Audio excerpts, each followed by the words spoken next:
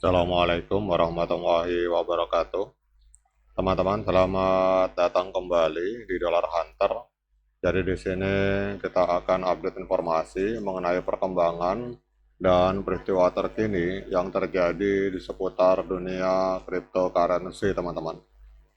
Namun seperti biasa, sebelum kita berbicara tentang dunia kripto, mari hari ini kita berdoa bersama-sama memohon pada Allah agar kita semua senantiasa diberikan nikmat berupa kesehatan dan juga diberikan keberkahan dalam setiap rezeki yang kita terima pada hari ini, teman-teman. Oke teman-teman, hari ini kita akan update informasi tentang kondisi yang ada di dunia kripto. Jadi dalam laporan dari CoinDesk bahwa penjualan besar-besaran pada hari Jumat kemarin itu memicu apa yang disebut oleh manajer portofolio Bitwise yang bernama Jonathan Mann sebagai peristiwa likuidasi terburuk dalam sejarah kripto, teman-teman. Jadi dengan lebih dari 20 miliar itu lenyap ketika likuiditas menghilang dan terjadi deleveraging. Jadi kalau kita lihat di sini, karena adanya penjualan besar-besaran di market kripto, itu uang yang hilang dari market kripto sekitar 20 miliar, atau kalau misalkan kita hitung di dalam rupiah, teman-teman, itu kurang lebih 331 triliun, teman-teman. Jadi teman-teman bisa bayangkan kerugian para trader dan investor, uangnya lenyap 331 triliun.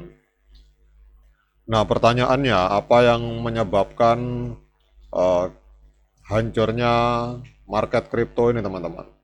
Jadi ini ada sebuah tulisan menarik juga dari laporan dari Cointelegraph bahwa kalau kita lihat di sini penurunan tajam pasar kripto pada hari Jumat lalu itu memicu gelombang spekulasi di kalangan trader retail. Jadi banyak dari mereka yang dengan cepat menuding bahwa kebijakan Presiden Amerika Serikat Donald Trump yang mengumumkan tarif 100% terhadap Cina itu sebagai penyebab utama jatuhnya harga aset digital, teman-teman. Namun kalau kita melihat dari laporan ini bahwa menurut perusahaan analitik Sentimen, fenomena ini bukanlah hal baru dan penyebab jatuhnya market kripto itu jauh lebih kompleks daripada sekedar satu kebijakan ekonomi, teman-teman. Jadi kita tahu bahwa latar belakangnya adalah pengumuman tarif 100% dan itu menyebabkan kepanikan di pasar kripto. Pada Jumat sore kemarin, waktu Amerika Serikat, itu Presiden Donald Trump secara resmi mengumumkan bahwa Amerika Serikat akan memberlakukan tarif impor 100% terhadap produk-produk asal Cina, teman-teman.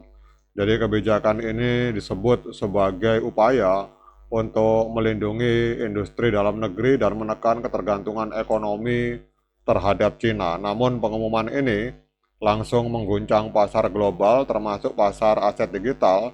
Harga Bitcoin anjlok lebih dari 10% hanya dalam waktu 24 jam. Dengan pasangan Bitcoin USDT di Binance itu sempat turun ke angka 102.000 US dollar sebelum akhirnya kembali pulih, teman-teman. Kemudian para trader retail, yaitu para investor individu yang bertransaksi dalam jumlah kecil dibandingkan institusi, ini langsung mengaitkan penurunan tersebut dengan kebijakan dari Donald Trump.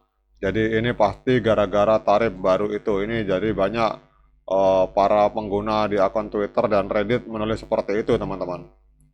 Namun menurut data dari Sentimen, jumlah pembahasan mengenai tarif Amerika Serikat melawan Cina yang melonjak tajam di berbagai komunitas kripto setelah pengumuman tersebut. Jadi setelah kejatuhan harga, baru para pelaku pasar dengan cepat berusaha mencari penyebab tunggal dari peristiwa itu, teman-teman. Jadi kalau menurut dari Sentimen, sebenarnya bukan hanya faktor Donald Trump, teman-teman. Jadi menurut laporan dari Kobeissi Letter, faktor internal dalam pasar kripto itu juga sangat berperan besar dalam memperparah kejatuhan harga. Jadi salah satunya adalah penggunaan leverage yang berlebihan, yaitu ketika trader meminjam dana untuk memperbesar posisi investasinya, teman-teman. Jadi dalam periode kejatuhan market kripto, posisi long atau taruhan bahwa harga akan naik itu mendominasi pasar dengan nilai sekitar 16,7 miliar US dollar teman-teman. Sementara posisi short taruhan bahwa harga akan turun itu hanya sekitar 2,5 miliar US dollar. Jadi rasio ini mencapai hampir 7:1, menunjukkan optimisme berlebihan di pasar.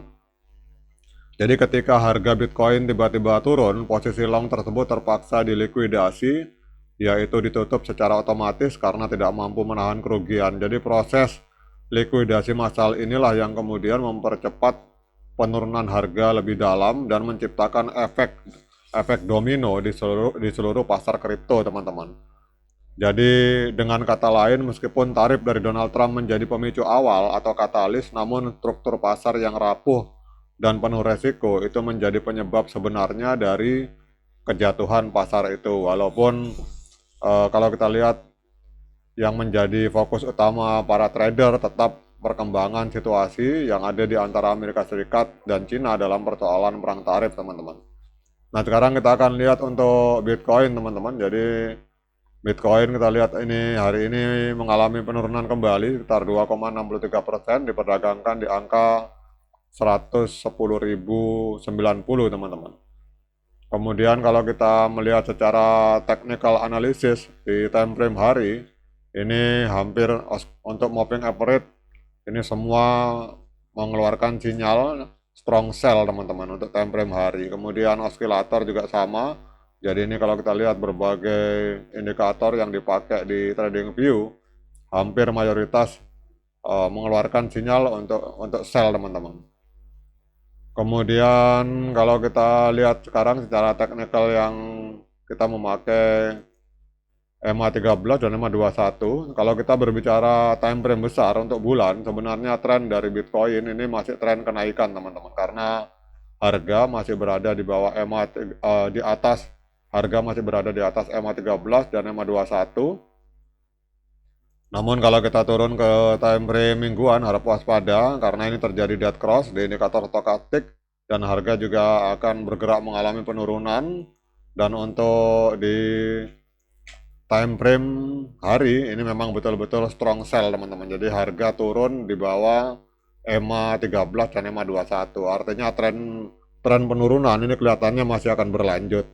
Jadi kalau Anda seorang trader, saran saya jangan dulu lakukan pembelian Bitcoin, tetapi kalau Anda investor dengan menggunakan strategi dollar cost averaging, itu apapun yang terjadi itu tidak pengaruh, teman-teman, karena kalau memakai strategi dollar cost averaging atau DCA itu mereka melakukan pembelian secara bertahap dengan jumlah tertentu dalam waktu tertentu, sehingga harga Bitcoin mau naik atau turun itu tidak pengaruh bagi para investor. Tetapi kalau bagi para trader, untuk sinyal hari ini sangat negatif, teman-teman. Jadi kalau kita lihat di sini sinyalnya sell, penjualan kalau kita lihat di TradingView untuk osilator.